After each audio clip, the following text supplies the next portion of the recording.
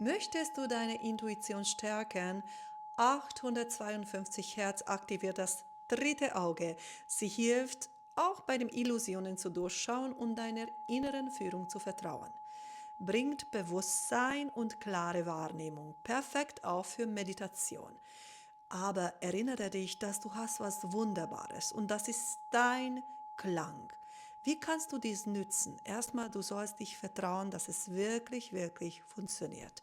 Also atme ein und aus und bei dem nächsten Ausatmen lass einfach den Klang los und klinge.